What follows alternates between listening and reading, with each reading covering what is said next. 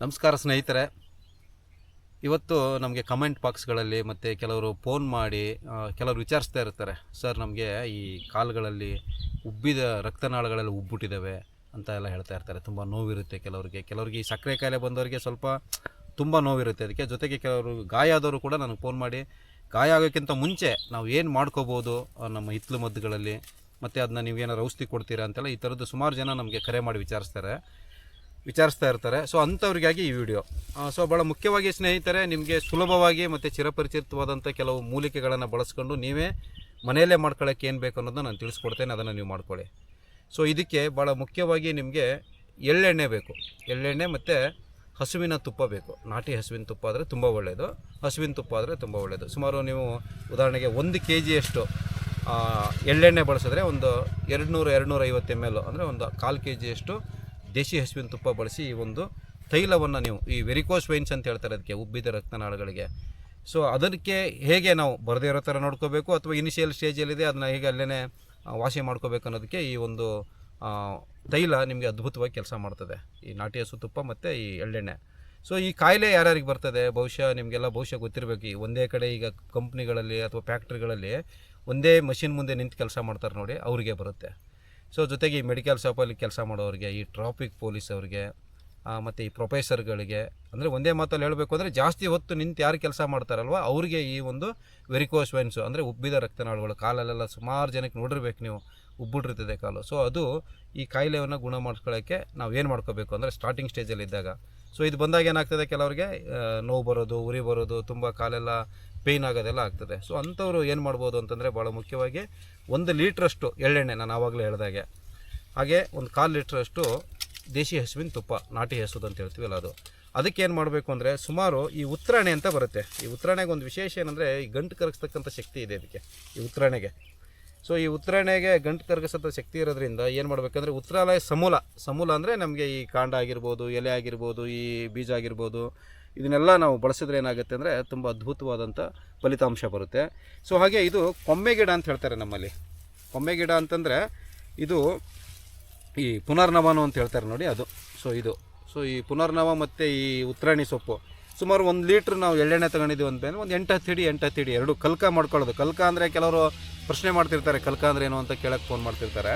So ಕಲ್ಕ ಅಂದರೆ ಇದ್ರ ಸಮೂಲದ ಚಟ್ನಿ, ಚೆನ್ನಾಗಿ ಚಿಕ್ಕ ಪೀಸ್ ಮಾಡಿಕೊಂಡು ಕುಟ್ಟಿ ಇದನ್ನು ಇದೊಂದು 7-8 ಹಿಡಿ, ಅದೊಂದು 7-8 ಹಿಡಿ ಕಲ್ಕ ಮಾಡ್ಕೊತೀವಿ. ಇದ್ರ ಜೊತೆಗೆ ತಗೋಬೇಕಾದ್ರೆ ಈ ತಗ್ಜೆ ಗಿಡ ಅಂತ ಬರುತ್ತೆ, ನಮ್ಮ ರಸ್ತೆ ಬದಿಗಳೆಲ್ಲ ಸಿಗುತ್ತೆ, ನೀವು ಗೂಗಲಲ್ಲೆಲ್ಲ ಸರ್ಚ್ ಮಾಡ್ಕೊಳ್ಳಿ ಗೊತ್ತಾಗುತ್ತೆ. ಆಮೇಲೆ ಎಲೆವರಿ ಗಿಡ ಅಂತ ಬರುತ್ತೆ, ಚೆನ್ನಂಗಿ ಸೊಪ್ಪು ಅಂತ ಹೇಳ್ತಾರೆ ನೋಡಿ, ಅದಕ್ಕೂ ಕೂಡ ಗಂಟು ಕರಗಿಸ್ತಕ್ಕಂಥ ಶಕ್ತಿ ಇದೆ. ಸೊ ಈ ಒಂದು 4 ಥರದ್ದು ಅಥವಾ ಇವೆರಡು ಥರದ್ದೇ ಸಾಕು. ಅದು ಬೇಕಂದರೆ ಅದನ್ನು ಹಾಕೋಬೋದು ನೀವು. ನಾವು ಹಾಕಬೇಕಾದ್ರೆ ಇನ್ನೂ 10-6 ಗಿಡ ಮೂಲಿಕೆ ಹಾಕ್ತೇವೆ, ಅದು ಬೇರೆ. ಸೊ ಈಸಿಯಾಗಿ ಅರ್ಥ ಆಗಲಿ ಅನ್ನೋ ದೃಷ್ಟಿಯಿಂದ ಇಷ್ಟು ಮಾತ್ರ ಹೇಳ್ತಾ ಇರೋದು ನಿಮಗೆ ಇನಿಷಿಯಲ್ ಸ್ಟೇಜ್ ಅವ್ರಿಗೆ. ಸೊ ಎರಡು ಒಂದು 8 ಹಿಡಿ ಕಲ್ಕನ ಮತ್ತು 1 ಲೀಟ್ರು ಎಳ್ಳೆಣ್ಣೆ ಇರುತ್ತಲ್ವ, ಎಳ್ಳೆಣ್ಣೆಗೆ ಏನು ಮಾಡಬೇಕಂದ್ರೆ ಈ ಕಲ್ಕನ ಹಾಕಿ ಅದರಲ್ಲಿ ಸುಮಾರು 1 ಲೀಟ್ರಷ್ಟು ದೇಶಿ ಹಸುವಿನ ಗೋಮೂತ್ರ ಹಾಕಬೇಕು ಅದಕ್ಕೆ. ಸೊ ಗೋಮೂತ್ರ ಹಾಕಿ ಏನು ಮಾಡಬೇಕಂದ್ರೆ ನಿಧಾನ ಸೋಪಿಂದು ಕಲ್ಕ ಮತ್ತು ಉತ್ತರಾಣಿ ಸೊಪ್ಪಿನ ಕಲ್ಕ ನಿಧಾನಕ್ಕೆ ಬೇಯ್ತಾ ಏನಾಗುತ್ತೆ ಅಂದರೆ ಔಷಧಿ ಗುಣಗಳೆಲ್ಲ ಎಣ್ಣೆಗೆ ಟ್ರಾನ್ಸ್ಫರ್ ಆಗ್ತವೆ.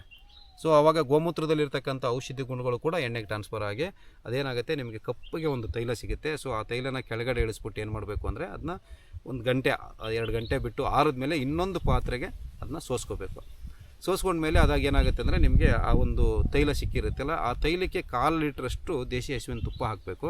ನಿಮ್ಮ ಹತ್ರ ಸಿಕ್ಕರೆ ಒಂದು ಈ ಪಚ್ಚಕರ್ಪೂರ ಸಿಗುತ್ತೆ ನೋಡಿ ಅಂಗಡಿಯಲ್ಲಿ, ಕೆಲವರಿಗೆ ಅದು ಸ್ಮೆಲ್ ಇರುತ್ತಲ್ವ, ಅದಕ್ಕೆ ತುಂಬ ಫ್ಲೇವರ್ ಆಗಿರುತ್ತೆ ಮತ್ತು ಅದು ಔಷಧಿಯಾಗಿಯೂ ಕೆಲಸ ಮಾಡುತ್ತೆ ಮತ್ತು ನೋವು ನಿವಾರಕವಾಗಿ ಕೆಲಸ ಮಾಡ್ತದೆ ಈ ಪಚ್ಚಕರ್ಪೂರ. ಅದೊಂದು 25-30 ರೂಪಾಯಿದು ನಾವು ಆ ಪಚ್ಚಕರ್ಪೂರ ಹಾಕ್ಬಿಟ್ಟು ಅದನ್ನ ಒಂದು ಗಾಜಿನ ಬಾಟ್ಲಲ್ಲಿ ತುಂಬಿಟ್ಕೊಂಡು ರಾತ್ರಿ ಮಲಗಬೇಕಾದ್ರೆ ಏನು ಮಾಡಬೇಕಂದ್ರೆ ಮೇಲ್ಮುಖವಾಗಿ, ಅಂದರೆ ಪಾದದ ಕಡೆಯಿಂದ ತೊಡೆ ಭಾಗದ ಕಡೆಗೆ ನಿಧಾನಕ್ಕೆ ಸುಮಾರು ಒಂದು 10-15 ನಿಮಿಷ. ಈಗ ನಿಮ್ಗೆ ವಯಸ್ಸಾಗಿ ಮನೇಲಿ ಶ್ರೀಮತಿಯವರು ಇದ್ದರೆ ಅವ್ರ ಕಡೆಯೂ ಕೂಡ ನಾವು ಕಾಲು ಹೊತ್ತಿಸ್ಕೋಬೋದು, ಕಾಲರ್ಗೆ ತಿಕ್ಕಿಸ್ಕೋಬೋದು, ಅಥವಾ ಮಕ್ಕಳಿದ್ರೆ ಮಕ್ಕಳ ಕಡೆನೋ, ಅಥವಾ ನಿಮಗೆ ಯಾರೂ ಇಲ್ಲ ಅಂದರೆ ನೀವು ಕೂಡ ಮಸಾಜ್ ಥರ ಮಾಡಿಕೊಂಡು ಸ್ವಲ್ಪ ಕಾಲಿಗೆ ತಲೆದಿಂಬನ್ನು ಇಟ್ಕೊಂಡು, ಅಂದರೆ ಪಾದದ ಹತ್ರ ತಲೆದಿಂಬು ಇಟ್ಕೊಂಡು ಕಾಲನ್ನು ಒಂದು 1/2-3 ಫೀಟಷ್ಟು ಎತ್ತರ ಮಾಡಿಕೊಂಡು ನಾವು ನಿತ್ಯ ಮಲಗ್ತಾ ಬಂದರೆ ಏನಾಗುತ್ತೆ ಅಂದರೆ ಈ ವೆರಿಕೋಶಿನ ಪ್ರಾರಂಭಿಕ ಹಂತದ ಸಮಸ್ಯೆಗಳು ದೂರ ಆಗ್ತವೆ. ಇದರಲ್ಲೇನು ಸಮಸ್ಯೆ ಇಲ್ಲ. ಸುಮಾರು ಜನಕ್ಕೆ ನಾನು ಈ ರೆಮಿಡಿ ಬಾಯಲ್ಲೇ ಹೇಳಿ ಇದನ್ನು ನಾನು ಸರಿ ಮಾಡಿದ್ದೇನೆ. ಇದು ಒಂದು ಭಾಗ. ಇನ್ನು ಎರಡನೇದಾಗಿ ನಾವು ಆಹಾರದಲ್ಲಿ ಏನೇನು ಬದಲಾವಣೆ ಮಾಡ್ಕೋಬೇಕಂತಂದರೆ, ಈ ನಾನ್ ವೆಜ್ ತಿನ್ನೋರಾಗಿದ್ದರೆ ನಾನ್ ವೆಜ್ನ ತುಂಬ ಕಡಿಮೆ ಪ್ರಮಾಣದಲ್ಲಿ ತಿನ್ನುವಂಥದ್ದು, ಈ ರಿಫೈನ್ಡ್ ಆಯಿಲ್ ಕಡಿಮೆ ಮಾಡುವಂಥದ್ದು, ಸಕ್ಕರೆ ಕಡಿಮೆ ಮಾಡುವಂಥದ್ದು, ಹೊರಗಡೆ ಕುಲ್ಕುಲ್ ತಿಂಡಿ ಆ ಥರದ್ದು. ಆಮೇಲೆ ಭಾಳ ಮುಖ್ಯವಾಗಿ ಈ ಕಾಲಿಗೆ ಸಂಬಂಧಪಟ್ಟಂಥ ವ್ಯಾಯಾಮಗಳನ್ನು ನೀವು ಯಾವುದಾದ್ರು ಸೋಷಿಯಲ್ ಮೀಡಿಯಲ್ ಪ್ಲಾಟ್ಫಾರ್ಮಲ್ಲಿ ಆಗಿರ್ಬೋದು, ಅಥವಾ ನೀವು ಯಾವುದೋ ಗುರು ಮುಖೇನ ಈ ವೆರಿಕೋಸ್ ವೆನ್ಸ್ಗೆ ಅಂತಲೇ ಕೆಲವು ಎಕ್ಸಸೈಸ್ಗಳು ಬರ್ತವೆ. ಈ ಕಾಲನ್ನು ಪಾದಗಳನ್ನು ಹಿಂದೆ ಮುಂದೆ ಮಾಡೋದು, ಮತ್ತು ರೊಟೇಟ್ ಮಾಡೋದು, ಮತ್ತು ಈ ಥರ ಅಲ್ಲಾಡಿಸೋದು ಕಾಲನ್ನೆಲ್ಲ, ಈ ಥರದ್ದು ಬರ್ತವೆ. ನಿಮಗೆ ನೀವು ಚೆಕ್ ಮಾಡಿಕೊಂಡು ಆ ಎಕ್ಸಸೈಸು ಕೂಡ ಈ ಎಣ್ಣೆ ಹಚ್ಕೊಂಡು ಮಾಡಿಕೊಂಡು ಮನೆಯಲ್ಲಿ ಶುದ್ಧವಾದಂಥ ಮನೆ ಊಟ ಮಾಡಿಕೊಂಡು, ಮತ್ತು ಸ್ವಲ್ಪ ಅಡುಗೆಯಲ್ಲಿ ಶುಂಠಿ, ಬೆಳ್ಳುಳ್ಳಿ, ಚಕ್ಕೆ, ಈ ಥರ ಕೊಲೆಸ್ಟ್ರಾಲ್ ಕಡಿಮೆ ಆಗ್ತಕ್ಕಂಥ ಪದಾರ್ಥಗಳೇನಿದಾವೆ ನೋಡಿ, ಸೊಪ್ಪು ತರಕಾರಿಗಳನ್ನು, ದೇಶಿ ಹಸುವಿನ ತುಪ್ಪ, ಮಜ್ಜಿಗೆ, ಈ ಥರದನ್ನ ಆಹಾರದಲ್ಲಿ ಯಥೇಚ್ಛವಾಗಿ ಬಳಸ್ತಾ ವ್ಯಾಯಾಮ ಮಾಡಿಕೊಂಡು ಈ ಒಂದು ತೈಲನ ಹಚ್ಕೊತ ಬಂದರೆ ಖಂಡಿತವಾಗ್ಲೂ ನಿಮಗೆ ಪ್ರಾರಂಭಿಕದ ಹಂತದಲ್ಲಿರ್ತಕ್ಕಂಥ ಈ ಉಬ್ಬಿದ ರಕ್ತನಾಳಗಳ ಸಮಸ್ಯೆಯಿಂದ ಸಂಪೂರ್ಣವಾಗಿ ಆಚೆ ಬರ್ಬೋದು.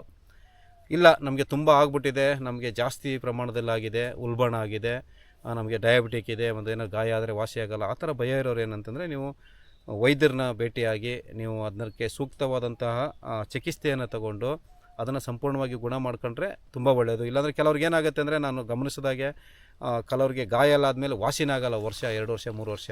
ಸೊ ಅಂಥ ಒಂದು ಸಂದಿಗ್ಧ ಪರಿಸ್ಥಿತಿ ಅಂದರೆ ಜೀವನನೇ ಬೇಡ ಅನ್ನಿಸ್ಬಿಡುತ್ತೆ, ಅಷ್ಟು ತೊಂದರೆ ಕೊಡ್ತಕ್ಕಂಥ ಈ ಒಂದು ವೆರಿಕೋಸ್ ವೆನ್ ಸಮಸ್ಯೆಯಿಂದ ತಾವೆಲ್ಲ ಪ್ರಾರಂಭಿಕ ಹಂತದಲ್ಲೇ ನೀವು ಮಾಡಿಕೊಂಡು ಗುಣಮುಖರಾಗ್ರಿ ಅಂತ ಹೇಳ್ತಾ ಈ ಒಂದು ಸಂಚಿಕೆ ಇಲ್ಲಿಗೆ ಮುಗಿಸೋಣ ಸ್ನೇಹಿತರೆ.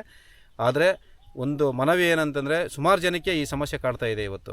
ಸೊ ವ್ಯಾಯಾಮದ ಕೊರತೆಯಿಂದನೋ, ಆಹಾರದಲ್ಲಿ ಬದಲಾವಣೆ ಆಗಿರೋದ್ರಿಂದನೋ, ಅಥವಾ ಒತ್ತಡ ಜೀವನದಿಂದನೋ ಹೆಚ್ಚು ಜನರಿಗೆ ಈ ವಿಡಿಯೋನ ಶೇರ್ ಮಾಡಿ ಆ ಸಮಸ್ಯೆಯಿಂದ ಅವರು ಆಚೆ ಬರೋಕ್ಕೆ ನಿಮ್ಮ ಕಡೆಯಿಂದನೂ ಒಂದು ಸಪೋರ್ಟ್ ಮಾಡಿ ಅಂತ ಕೇಳ್ತಾ ಈ ಸಂಚಿಕೆಯನ್ನು ಇಲ್ಲಿಗೆ ಮುಗಿಸೋಣ ಸ್ನೇಹಿತರೆ. ಎಲ್ಲರಿಗೂ ನಮಸ್ಕಾರ.